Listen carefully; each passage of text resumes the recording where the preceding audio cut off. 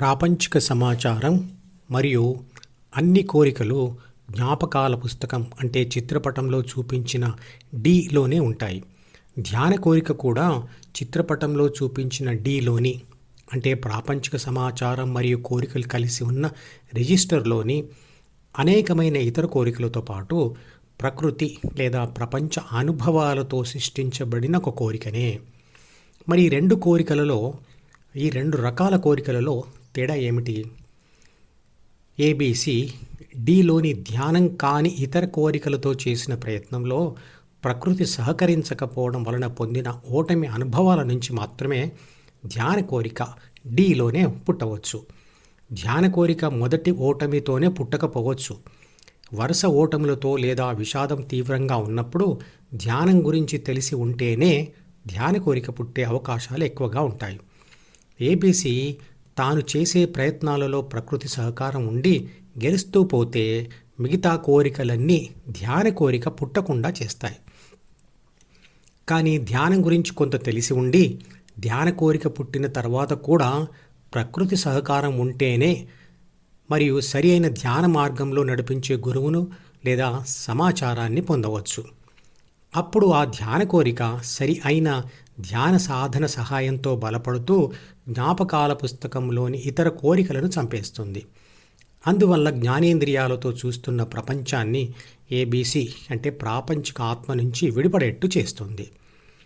ధ్యాన కోరికతోనే ధ్యానం మొదలుపెట్టినప్పటికీ ధ్యాన సాధన తీవ్రమైన తర్వాత జ్ఞాపకాల పుస్తకంలోని ఇతర ప్రాపంచిక కోరికలతో పాటు ధ్యాన కోరిక కూడా నశించిపోతుంది. గమ్యం చేరుకోవాలనే కోరికతో ప్రయాణం మొదలుపెట్టి గమ్యం చేరిన తర్వాత ఆ కోరిక కూడా నశించిపోతుంది కదా. కాబట్టి ధ్యానమే కాదు, ఏ పని చేయడానికైనా కోరికతోనే పని మొదలుపెట్టి పని పూర్తి అయిన తర్వాత కోరికను ప్రయత్నంతో వదిలివేయాల్సిన పని లేదు. హృదయంలో స్థిరపడుతూ ఉండగానే ఏదో ఒక రోజున ఆ ధ్యాన కోరిక కూడా తెలియకుండానే తెగిపోతుంది. ఇంతకుముందు వీడియోలో చెప్పిన నామజపం ప్లస్ రూపస్మరణ అనబడే ధ్యానంలో రూపస్మరణకు కృష్ణుడి రూపమే తప్పనిసరి అని కాదు. ఇతర దేవతల, దేవుళ్ళ లేదా తల్లి, తండ్రి, గురువు, కూతురు, కొడుకు, మనవడు లేదా మనవరాలి రూపాలను, చివరికి పక్షుల లేదా జంతువుల రూపాలను కూడా ఉపయోగించవచ్చు. ఈ రూప ధ్యానం యొక్క అసలైన ఉద్దేశం ఏమిటి? మెలకువలో ప్రాపంచిక ఆత్మ అంటే A+B+C యొక్క ధ్యాస ఏదో ఒక దాని మీద తప్పకుండా ఉంటుంది. చిన్నప్పటి నుండి ప్రపంచం మీద ధ్యాస పెట్టిన అలవాటుతో ఎప్పుడు సమయం దొరికినా ప్రాపంచిక విషయాల మీదకే ధ్యాస పోతుంది. ధ్యానం చేసేప్పుడు జ్ఞానేంద్రియాల ద్వారా డిలోకి కొత్త ప్రాపంచిక సమాచారం మరియు కోరికలు రాకూడదు. ఎందుకంటే మన ముఖ్య ఉద్దేశ్యమే దానిని వదిలివేయాలని కదా. ఎందుకంటే ప్రాపంచిక విషయాల మీదకు ఆత్మధ్యాస మళ్ళితే మరిన్ని కొత్త అనుభవాలు, వాటితో మరికొత్త సమాచారం మరియు కోరికలు వచ్చి ద్వితీయ మనసులోని డిలో చేరుతాయి. ఒక పక్క ధ్యానం చేస్తూ డిలోని విషయాలను ఖాళీ చేయాలని ప్రయత్నం చేస్తూ ఉంటే మరోపక్క కొత్త సమాచారం మరియు కోరికలు అందులోకి వచ్చి చేరుతూ ఉంటే అది ఎప్పటికీ ఖాళీ కాదు. అందుకే ధ్యాసను ప్రాపంచిక విషయాల మీద నుంచి మళ్లించాలి. అందుకు ధ్యాసను ప్రాపంచిక విషయాల మీద నుంచే ఎన్నుకున్న రూపం మీదకు మళ్లించాలి. అదే సమయంలో నామజపం కూడా చేస్తూ ఉండాలి. అదే నామజపం ప్లస్ రూపస్మరణ ధ్యానం. రూపాన్ని శాశ్వతంగా మనసులో ప్రతిష్ఠించుకోవడం ఎలా అనేది ఇంతకుముందు వీడియోలలో చెప్పాను. ధ్యాస తీవ్రమైన కొద్దీ ఆ రూపం మన మనసులో శాశ్వతంగా ముద్రించబడుతుంది. ఎప్పుడు సమయం దొరికినా మన ధ్యాస ఆ రూపం గుర్తు తెచ్చుకోవడం మీదకు వెళ్తుంది. అది అలవాటుగా మారిపోతుంది.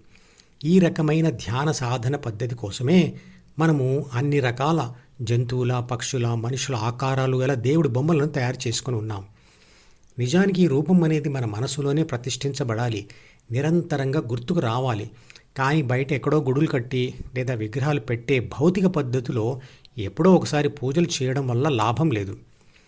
రూపం ఎప్పుడైతే మనసులో శాశ్వతంగా ముద్రించబడుతుందో అప్పటి నుండి రూపాన్ని గుర్తు తెచ్చుకుంటూ నామజపం మీద ధ్యాసను ఉంచాలి. దీంతో కొత్తవి రాకపోగా మనసులో ఇదివరకే వచ్చి చేరిన ప్రాపంచిక సమాచారం మరియు కోరికలు మాడిపోతాయి. అందువలన ఏబిసి అంటే ప్రాపంచిక ఆత్మ నుండి సి అంటే అహం భావన మరియు ప్రాథమిక మనసు అంటే బీల ఉపయోగం ఉండక అవి విడిపోయి ఆత్మశక్తి ఒంటరిగా ఉండిపోతుంది. అప్పుడు స్థితప్రజ్ఞ పొందిన మనిషికి శాశ్వత శాంతి ఆనందాలు కలుగుతాయి. మధుపదం యూట్యూబ్ ఛానల్లోని ప్రతి వీడియోకి ఒక నెంబర్ ఇవ్వబడింది. 1వ నంబర్ వీడియో నుండి మొదలుపెట్టి వరుసగా చివరి వీడియో వరకు చూస్తేనే ఆత్మశాస్త్రం సంపూర్ణంగా అర్థమవుతుంది. ఈ వీడియో డిస్క్రిప్షన్లో ఉంచిన మధుపదం ప్లేలిస్ట్ లింక్ ద్వారా అన్ని వీడియోలు వరుసగా చూడవచ్చు.